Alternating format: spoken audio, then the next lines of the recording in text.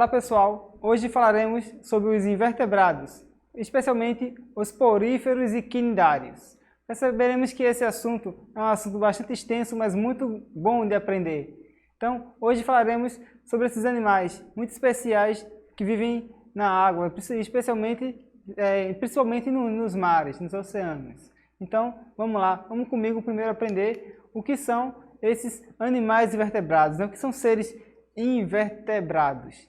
Imagina a nossa coluna vertebral, nossas vértebras. Então, vertebral vem disso, né? De vértebra, vem de osso. Então, animais invertebrados são animais que não possuem um esqueleto interno, né? Vulgarmente podemos dizer que eles não possuem ossos, né? Eles possuem um esqueleto externo ou então possuem uma ausência de um esqueleto. Então, são animais de corpo, digamos, às vezes podemos dizer de corpo mole. Nem sempre precisa de corpo mole, mas são animais que não possuem uma estrutura como um esqueleto, uma estrutura de sustentação como um esqueleto. Então, existem diversos filos de animais invertebrados e falaremos nas próximas aulas sobre os filos dos poríferos, onde encontramos as esponjas do mar, os quinidários, onde temos como exemplo as medusas e os corais. Também falaremos sobre os platelmintos, os vermes achatados, como a tênia, como a planária. Falaremos também sobre os vermes cilíndricos, como o Ascaris lumbricoide, a lombriga. Falaremos também, em outras aulas, dos seres anelídeos, como as minhocas. Falaremos dos moluscos, como os caracóis e as lesmas. E também falaremos dos artrópodes, que é um assunto muito bacana, que falaremos sobre insetos, sobre crustáceos, sobre aracnídeos. E falaremos também sobre equinodermos, né, sobre as estrelas do mar. Então falaremos sobre muitos seres vivos nas próximas aulas. Então vamos lá, vamos começar então pelos seres mais simples, né? E nessa evolução, essa ordem não é à toa, não é feita de qualquer modo. Essa ordem de seres vivos que vamos falar surge a partir dos seres mais primários, de desenvolvimento mais primários, até a uma sofisticação, uma diversificação, uma especialização de suas células, até formarem os sistemas do nosso corpo, né? O sistema digestivo, depois o respiratório, o circulatório, o reprodutor. Então, vamos lá falar primeiro dos poríferos, né? Quem são os poríferos? Quando falamos de poríferos, falamos de esponjas, mas não é aquela esponja do desenho, nem é aquela esponja da cozinha, aquela amarelinha, quadradinha, retangular, verdinha de um lado, amarela do outro. Estamos falando das esponjas do mar, que parecem a princípio que são corais, mas os corais são um outro filo, são os quinidários. Os poríferos, aparentemente, são vulgarmente são uma forma de coral, né? Só que são classificados em outra espécie, em outro filo, aliás. Então, os poríferos, eles são chamados de poríferos porque são seres que possuem poros, né? São animais essencialmente filtradores. Então, são animais que vivem fixos, sésseis quer dizer fixo, eles vivem presos a uma superfície, por exemplo, fixos a corais, fixos a rochas no fundo do mar. São, em sua maioria, de vida marinha, mas também existem poríferos que vivem em água doce, e também eles não possuem tecidos, não possuem células especializadas como um sistema digestivo, um sistema respiratório.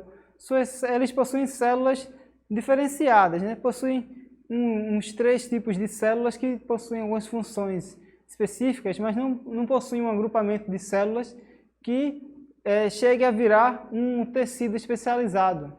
Então, as esponjas, como o próprio nome diz, sugam, a água passa por elas. Então, como seres filtradores, eles filtram a água por baixo e eliminam essa água pela extremidade central, por cima. Então, eles possuem as células de uma esponja, são chamadas de coanócitos, né? Não à toa que elas coam.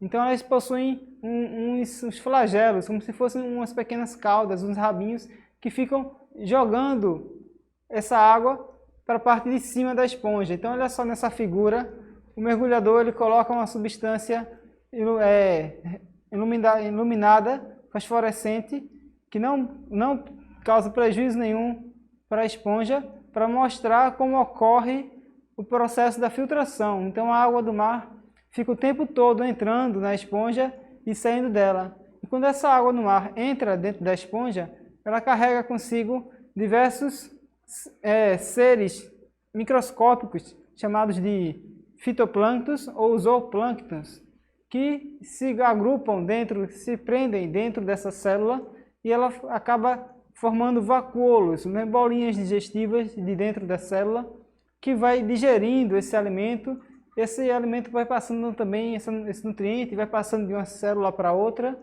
então é uma forma celular de digestão. Não chega a formar um sistema digestivo, o nutriente vai passando de célula em célula para toda a esponja. Então vejam que é um primeiro agrupamento de seres vivos com células agrupadas, mas que não chegam a formar ainda um sistema. Isso porque no seu processo reprodutivo, que pode ser de duas formas, pode ser de forma sexuada e assexuada, né? Uma reprodução de qualquer tipo que seja considerada uma reprodução sexuada, ela envolve, como o próprio nome diz, os sexos masculino e feminino, ou seja, o gameta masculino, que é o espermatozoide, e o gameta feminino, que é o óvulo. Da fecundação, que é a junção do espermatozoide com o óvulo, forma-se uma célula chamada zigoto, que ela vai se diferenciando, se multiplicando, se dividindo, também se dividindo e multiplicando, formando outras células, até que forme diversas divisões nela e ela forme um novo ser. Uma outra forma também que existe na reprodução dos poríferos, das esponjas, é por brotamento. Então, em sua estrutura lateral, existem células que vão se especializando, formando um novo agrupamento ao lado dessa esponja, e depois ela se solta, e essa esponja vai crescendo ao lado da esponja anterior. Então, eles são seres que não possuem uma simetria, uma divisão no meio, digamos, se um lado esquerdo ser igual ao lado direito, ou então uma simetria radial, como uma estrela do mar. Eles são assimétricos de certa forma, porque vão crescendo de um lado e do outro, um lado nunca é igual ao outro. Então, essa reprodução por brotamento é muito simples, né? Um ser produz outro a partir da divisão dele próprio, criando um broto, como se fosse um broto de uma planta. Já na reprodução sexuada, que essas células, esses espermatozoides, esse óvulo vão se encontrar, acontecem, como eu falei para vocês, certas divisões, né? Que na ciência, na biologia, eles possuem nomes bem complicados, mas que eu não vou complicar a nossa vida falando num monte de nome complicado aqui. O importante é a gente saber como isso vai desenvolver aos poucos, ao longo das aulas, como isso diferencia os seres vivos até chegarmos a nós.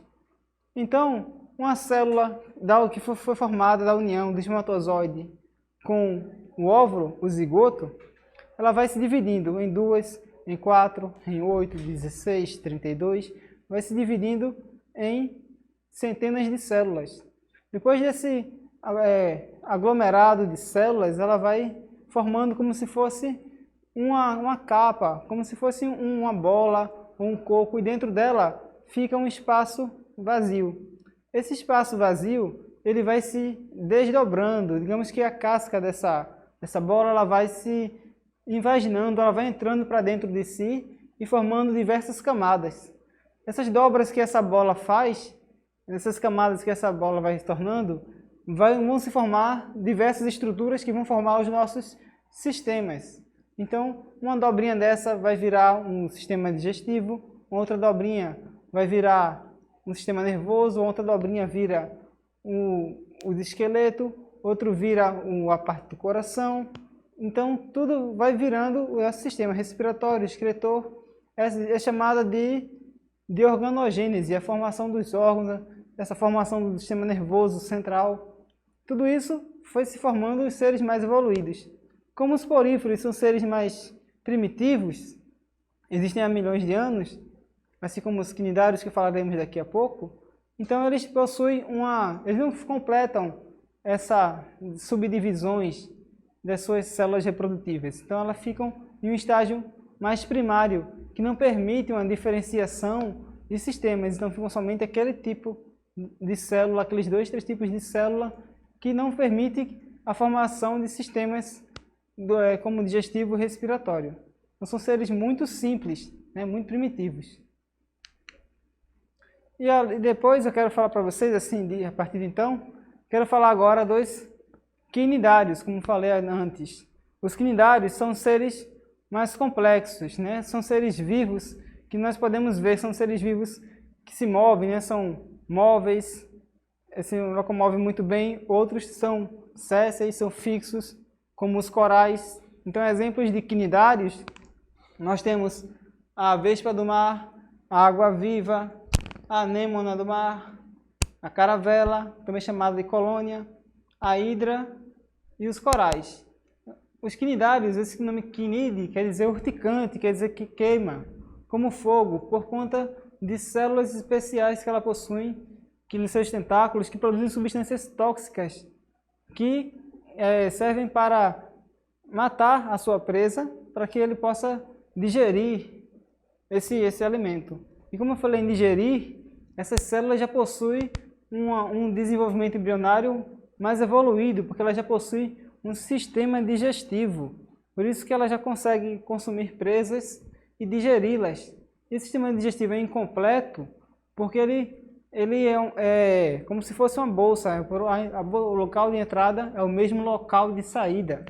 Então ele não tem uma boca e um ânus. Tem um ânus que também serve como boca. Então ele entra e sai pelo mesmo local. A partir do desenvolvimento dos animais, aqui percebemos que esse sistema digestivo vai se desenvolvendo e que surgem em outros seres a formação da boca, em que o sistema digestivo fica completo. Mas além disso, desse sistema digestivo que eles possuem tecidos especializados. Então, eles podem formar células com o intuito de se locomover, células com o intuito de produzir ar para flutuar, outras com o objetivo de criar veneno para paralisar as presas. Então elas possuem tecidos mais especializados dentro do seu organismo.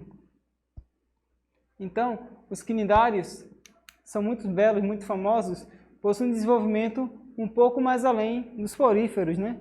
Como os poríferos paravam em uma certa fase do desenvolvimento, os quinidários já conseguiram, são seres que vivem há mais de 650 milhões de anos, que conseguem evoluir um pouco mais, conseguiram criar o primeiro sistema do seu corpo, um sistema digestivo, mas também não possuem um sistema nervoso, não possuem um sistema circulatório, não possuem um coração, não possuem um cérebro, não possuem brânquias. Então, uma água-viva, ela não tem coração, ela não tem cérebro, mas ela vive muito bem, como vocês sabem. Então, mas ela possui um sistema digestivo, porque já possui uma primeira invaginação, a primeira dobra de seu grupo de células que se especializaram em formar um tubo digestivo. A partir de então, esse tubo digestivo dos quinidários, eles entram, como aqui um pólipo e uma medusa, que são fases diferentes de um mesmo ser. A medusa, ela possui a boca, uma cavidade gastrovascular, né, todo um espaço dentro dela em que ela digere esse alimento, e pela própria boca saem os restos do alimento que não foi digerido. Já o pólipo, que é fixo no coral, nas pedras dentro do fundo do mar, ele também possui a boca e os tentáculos, em que sua cavidade vascular também digere o alimento e ele é eliminado pela própria boca. Então são seres que possuem uma estrutura bem específica, não é? Já na reprodução desses animais, eles podem reproduzir de duas formas, também assim como os poríferos, né? Podem reproduzir de uma forma sexuada e uma forma assexuada. A forma sexuada, como o próprio nome diz, existe a medusa com espermatozoide e a medusa com óvulos. Esse óvulo se encontra com o espermatozoide e vão criar novas estruturas, como um zigoto uma blástula, essa vai se multiplicando, essas células vão se dividindo e formam uma pequena estrutura que vai se fixar nos corais e vai crescendo, formando os pólipos. Esse pólipo, ele pode, também chamado de hidra, ele pode se reproduzir de duas formas. Por estrobilação, que é, digamos que ele vai crescendo, crescendo e vai soltando pequenas medusas em sua ponta. E essas medusas pequenininhas vão crescendo, crescendo e formam uma medusa adulta. E também esse pólipo, ele pode se reproduzir por brotamento, né? Ao lado dele pode crescer um pequeno pólipozinho que vai crescendo também. Então a medusa ela vai se reproduzindo dessa maneira. São seres que são bem pequenininhos, alguns centímetros, que podem crescer até um pouco mais de 1 metro. Além disso, os quinidários no meio ambiente têm funções muito específicas. Existem muitas relações que existem entre os quinidários. Por exemplo, na caravela, na colônia, esse bichinho aí que está se movendo, isso não quer dizer que é ele se movendo, ou ele andando, ou ele está olhando para a câmera. Não, a colônia são 3 tipos de seres diferentes, de células diferentes, que essa daí que a gente vê do lado de fora serve para produzir o ar, para ela flutuar, e outras servem para produzir os tentáculos, e outras para produzir o veneno. Então, são colônias de células com funções específicas que vivem ali. Todas para conseguir alimento, produzir nutrientes para todas viverem. Já o problema das colônias são as queimaduras que elas provocam, né? Quando os banhistas involuntariamente entram em contato com ela e se queimam gravemente. Então, se você, por exemplo, vir alguém que foi queimado por uma caravela, não mande jogar água do mar, nem outro tipo de substância. Mande somente ela passar água doce, água fria, para resfriar esse calor, esse ardor da queimadura e procurar um salva-vidas para ser atendida. Ela precisa de um atendimento médico. Não passe outra substância que não seja uma água fria para diminuir o ardor. Uma outra relação também que existe, como a gente percebe naquele filme lá em que o peixe palhaço é procurado, né? Eu botei aqui o Encontrando Nemo, porque o Nemo ele tem uma relação muito boa, muito harmoniosa com a anêmona do mar. Porque a anêmona, ela quando entra em contato com seus tentáculos com outros peixes, os peixes são paralisados e são digeridos pela anêmona. O peixe palhaço, que é o Nemo, ele é imune a este veneno, então ele limpa a anêmona do mar de restos alimentares de outros peixes. Então ela tem uma relação de protocooperação, né, de harmoniosa ali, em que os dois conseguem se alimentar, conseguem se limpar, a anêmona consegue se limpar, e o peixe palhaço consegue proteção contra outros predadores, que ninguém vai tentar predá-lo com ele morando junto de um outro predador maior. Além disso, temos um problema ambiental chamado branqueamento de corais, que com o aquecimento dos oceanos, devido ao aquecimento global e eventos como o El Niño e a Laninha, aquecem os oceanos e as células dos corais acabam morrendo e esse coral fica somente o esqueleto dele ali esbranquecido. Então, essa morte dos corais é uma coisa que está acontecendo no planeta inteiro, muito grave. E em relação aos corais, tamanha importância que os corais têm no meio ambiente e sofrem muita degradação, né? O coral é um berçário, né? Muitos peixes ali se reproduzem, usam como moradia. Muitos seres vivos, como algas, também crescem em cima dos corais. Muitos seres os utilizam como fonte de alimento. É como se fosse o habitat deles ali. O habitat e o nicho ecológico deles são todos no coral. E aí o coral sofre muita degradação por turismo, por banhistas que pensam que o coral não é um ser vivo, mas o coral é um ser vivo, o coral é um animal, não é uma pedra. Então, pisam no coral, quebram o coral. Turistas também de mergulho que gostam de tocar nos corais, que degradam de certa forma também o meio ambiente, além de derramamentos ocasionais de petróleo, de óleo, outros acidentes ambientais que também prejudicam os corais. Então, se você quando for à praia, procure preservar o coral, não procure pegar nos bichinhos, no ouriço, no caranguejinho que você vê correndo nos corais, deixe a natureza livre, tá certo? Então, gente, Se você, lá nos estudos agora, na hora da prova, estiver pensando, seres vivos sem cérebro, como a medusa, a hidra ou a estrela do mar, e você durante a prova, só que não. Você agora já está mais sabido, mais sabida, e quando precisar fazer uma avaliação, vai se dar muito bem. Mesmo assim, continue os estudos, lê mais o livro, lê outras fontes, conversa com seu professor, tira dúvidas com eles e bons estudos. Até a próxima aula. Tchau, tchau.